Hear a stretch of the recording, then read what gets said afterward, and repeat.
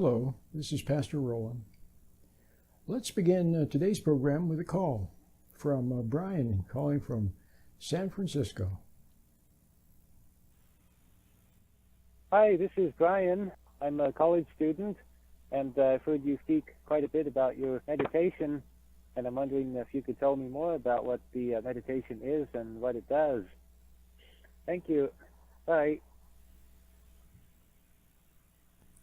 Thanks, Brian. Yes, I talk about the meditation a lot. I may be one of the few pastors around who talks about meditation all the time. And meditation is very important, but not any meditation. I just finished a series on the Sermon on the Mount, and I read from the Khabouris manuscript, an ancient text written in Aramaic, the language Jesus spoke. And you remember the Beatitudes, blessed are the meek, and so forth? Well, in the translation, very excellent translation of the Khabouris manuscript by the Yonan Codex Foundation, they translate it, a heavenly state of mind. A heavenly state of mind, okay, are those who are humble. A heavenly state of mind have those who mourn their wrongs, and so on. See, what you need is a heavenly state of mind. What you have now is something entirely different.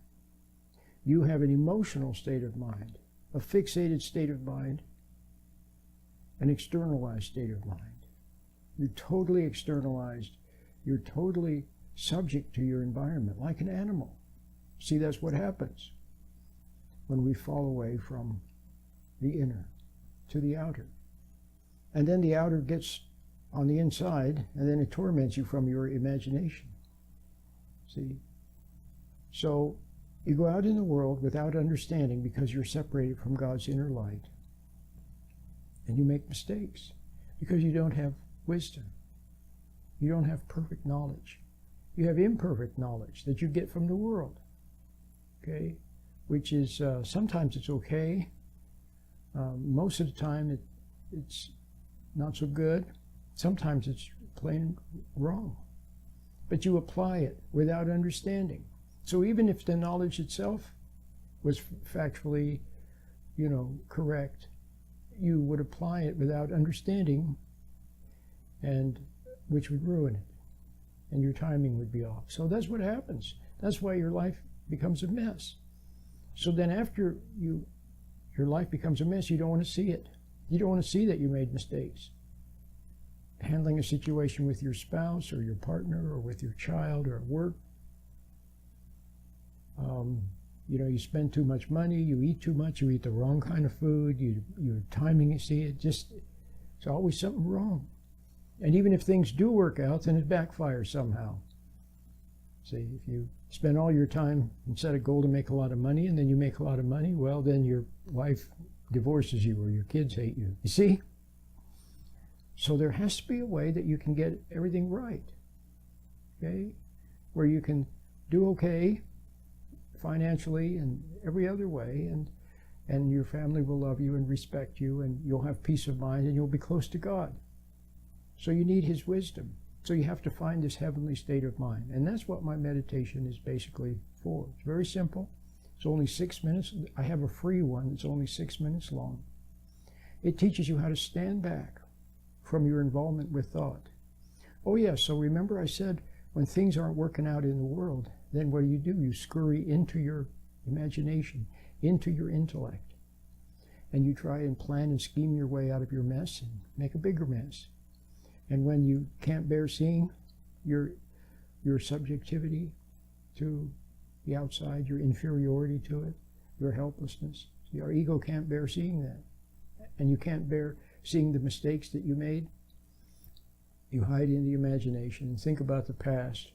Try to rearrange the past to make it come out better for your ego. See, or you worry about the future. Or you lose yourself in daydreams and video games and marijuana and alcohol and those things which enhance this escape into dreams. See, that's no way to live. You need to come back to reality, where the birds are singing, where God is. God lives in reality. He doesn't. You're not going to find God in your imagination or in your intellect. You find God in reality when you learn to be still.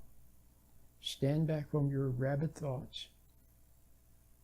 And thereby what you're basically doing is getting in touch with your intuition, which is from God. And and wisdom, right action, just action. Okay, understanding the right motivation to do things. See, all of that comes from within, from being close to God's inner light. So the meditation is very important. And there's not much that you have to do other than to be willing to face the truth. See, to be sick and tired of being sick and tired, and willing to admit that you've messed up. And let the inner light rub your nose a little bit in your error, which is mainly resentment, ambition, impatience, anger. Okay? So just see that, and don't try to change yourself. Don't try to save yourself. Don't do anything about what you see. Just see it in God's light. Okay? So when you have God's light, then everything is easier. The bumps in the road are smoothed over. Okay? And everything is just a lot easier.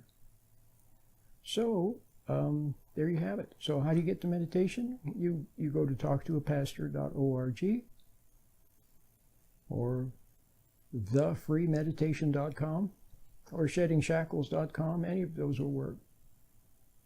And look for the easy meditation or the free meditation, I call it. And give it a try. Could do you a world of good.